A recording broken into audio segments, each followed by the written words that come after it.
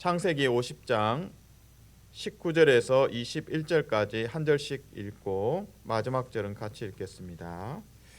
요셉이 그들에게 이르되 두려워하지 마소서 내가 하나님을 대신하리이까 당신들은 나를 해하려 하였으나 하나님은 그것을 선으로 바꾸사 오늘과 같이 많은 백성의 생명을 구원하게 하시려 하셨나니 다 같이 당신들은 두려워하지 마소서 내가 당신들과 당신들의 자녀를 기르리다 하고 그들을 간곡한 말로 위로하였더라. 아멘.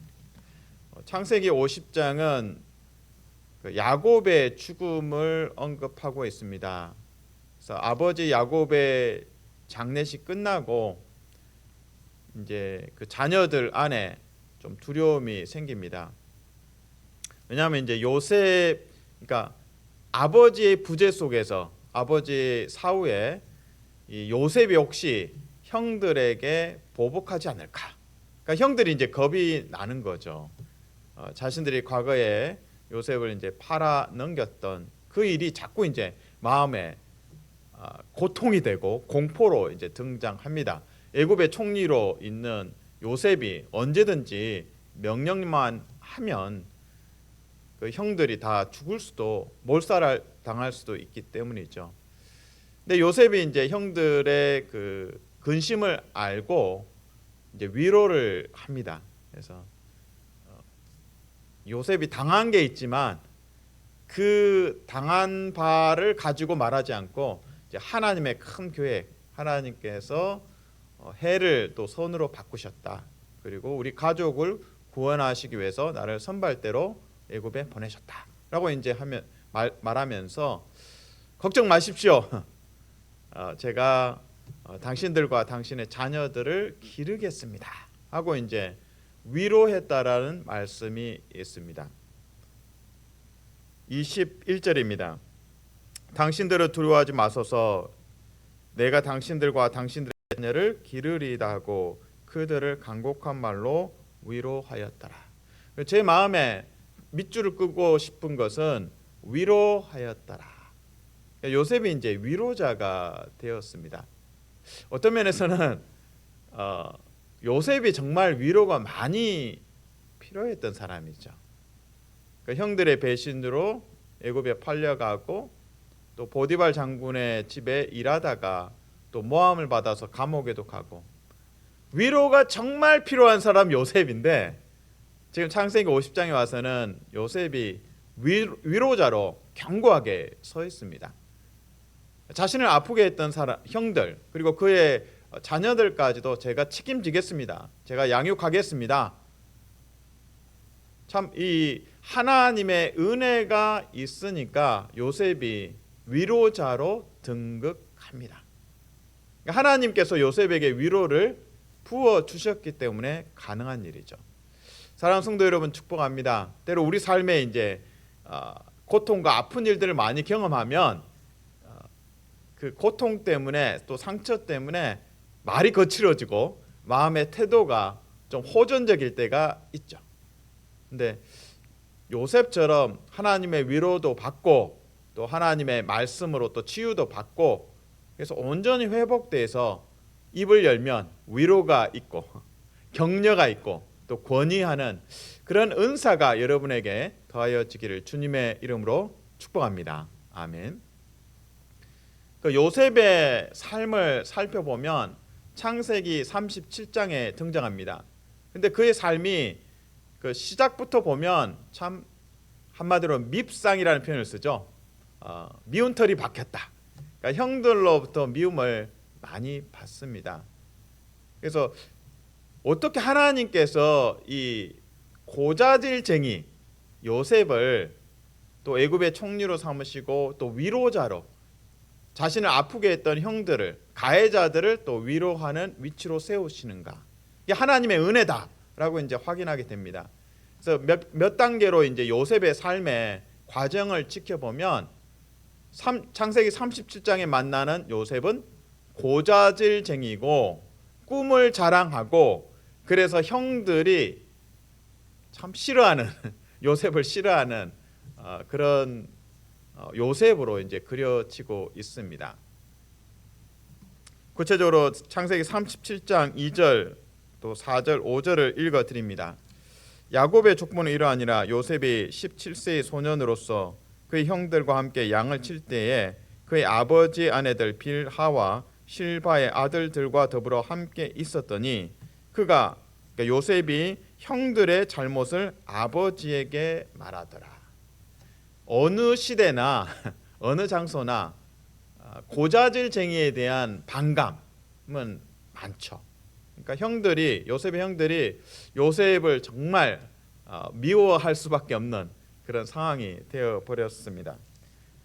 창세기 37장 4절입니다. 그의 형들이 아버지가 야곱이죠. 형들보다 그를 요셉을 더 사랑함을 보고 그를 미워하여 그에게 편안하게 말할 수 없었더라. 요셉의 입에서는 고자질이 나오고 또 요셉의 형들의 입에서는 뭐 욕이 나오고 뭐 험담이 나왔겠죠. 5절 요셉이 꿈을 꾸고 자기 형들에게 말하며 그들이 그를 더욱 미워하였더라. 더욱 미워하였더라. 그래서 창세기 37장을 보면 미워한다라는 표현이 자주 등장합니다. 그러니까 미움의 대상은 요셉이죠. 그래서 요셉의 출발점은 고자질증에다가 그리고 형들의 미움을 많이 받았고 또 꿈을 자랑하고 고자질쟁이를 좋아할 사람이 없습니다. 또 자기 자랑을 열심히 하는 사람을 또 좋아할 사람이 별로 없죠. 창세기 37장이 그려내는 요셉은 참 그러니까 아버지로부터는 사랑받는데 형들로부터는 미움을 받는 위치에 서 있습니다. 하나님께서 그의 인생을 이제 바꿔 가시죠. 물론 이제 요셉 자신의 입장에서는 형들의 배신을 당하고 애굽에 팔려가는 것이 참 고통이었습니다. 근데 그 고통의 자리 속에서 하나님께서 마치 용광로에 요셉을 넣으시고 불순물을 제거하고 정금같이 또 나오게 하십니다. 성경에서 그래서 그 고난과 시련을 이제 수렁이다 또 웅덩이 이런 표현을 쓰죠.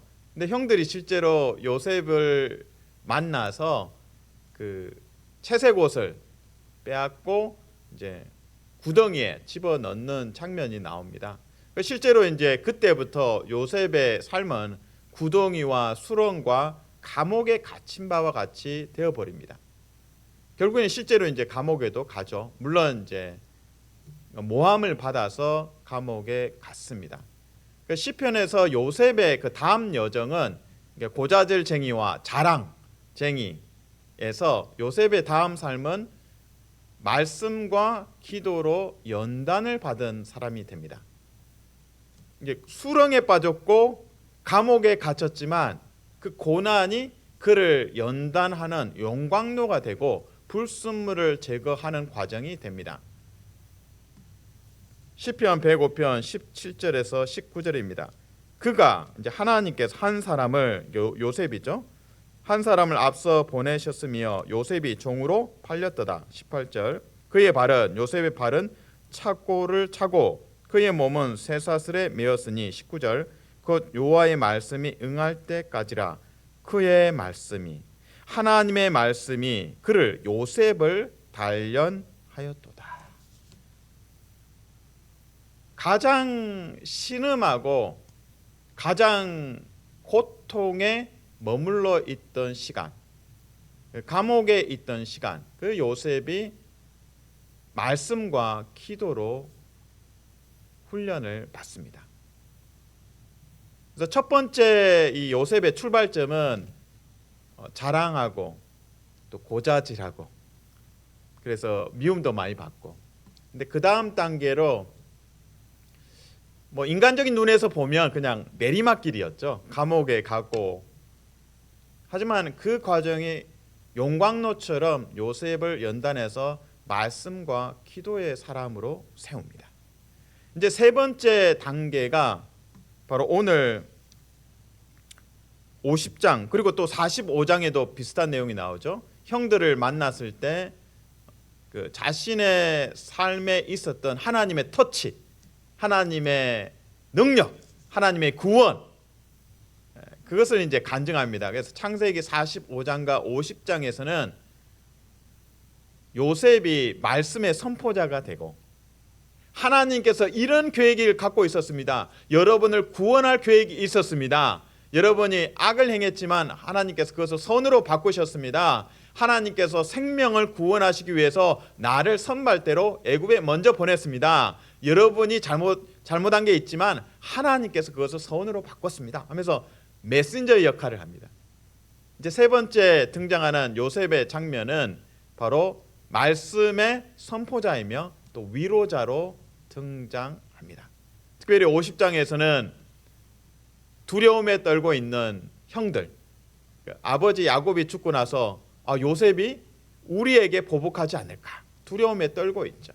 요셉이 형들을 위로하고 형들의 자녀까지도 돌보겠습니다 하면서 이제 위로하는 장면이 50장에 등장합니다.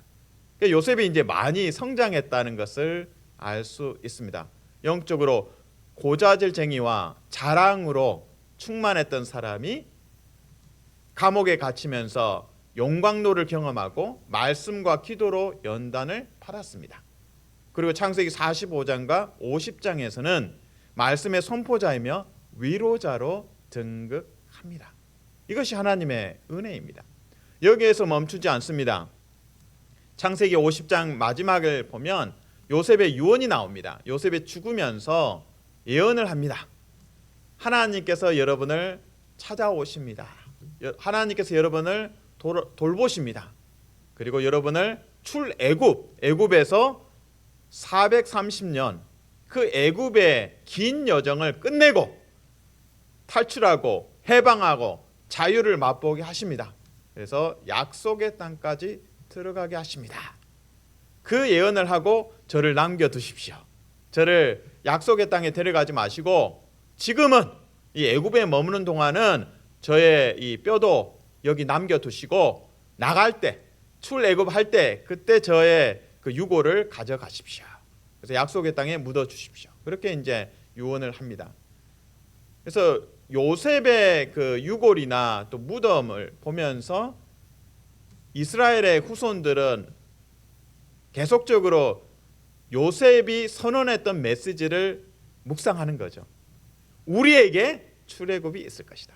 지금은 애굽에서 종살이를 하고 있지만 이 종살이가 끝나고 출애굽의 시점이 다가올 것이다. 그리고 약속의 땅, 아브라함에게 약속하셨던 그 땅으로 우리를 하나님께서 인도하실 것이다. 이 메시지가 계속 그 이스라엘의 후손들에게 울림이 되고 선포가 됩니다. 요셉이 죽고 나서도. 그래서 창세기 50장 24절에서 요셉의 유언의 내용에 출애굽 그리고 가나안 입성을 예언하고 있습니다. 요셉이 그의 형들에게 이르되 나는 죽을 것이나 하나님이 당신들을 돌보시고 당신들을 이 땅에서 인도하여 내사 아브라함과 이삭과 야곱에게 맹세하신 땅에 이르게 하시리라 하고. 그래서 창세기 50장의 결론은 요셉이 선지자의 역할, 예언자의 역할을 감당합니다. 말씀을 요약합니다. 요셉은 성장했습니다. 요셉은 창세기 37장의 첫 번째 출발할 때는 꿈자랑하고 또 형들의 잘못을 고자질하는 사람으로 등장합니다. 그러나 하나님께서 은혜를 주셔서 감옥에 갇히고 구덩이에도 갇히고 그 속에서 말씀으로 연단을 받아서 말씀의 사람이 됩니다. 그것이 두 번째 단계입니다. 이제 세 번째는 창세기 45장 50장에 근거하면 이제 요셉이 말씀의 선포자요 또 형들을 위로하는 사람이 됩니다. 누구보다 위로가 필요했던 사람이 요셉인데 이제는 하나님의 위로를 받았기 때문에 은혜를 받았기 때문에 형들을 위로할 수 있는 위치에 됩니다. 그리고 나서 창세기 50장에 가면 출애굽과 그리고 가나안 입성까지 요셉이 유언을 하면서 예언을 합니다. 참 멋진 삶입니다. 이게 개인적으로 요셉 자신의 삶은 참 신음과 고통과 비명의 시간이 분명히 있었습니다. 그러나 그의 삶의 언어들을 바꾸시고 그의 마음의 태도들을 바꾸셨습니다. 고자질쟁이, 자랑쟁이, 우리의 모습이죠 사실. 거기에서 말씀의 훈련을 받아서 말씀의 사람으로, 기도의 사람으로 세우시고, 그리고 말씀을 선포하는 자가 되고 위로자가 되고 선지자로까지 세움을 받습니다. 사랑하는 성도 여러분, 축복합니다. 하나님의 말씀이 여러분의 삶에서 불순물을 제거하고 말씀의 사람, 기도의 사람, 그리고 말씀의 메신저로, 위로자로, 선지자로 세워주시기를 주님의 이름으로 축복합니다. 아멘.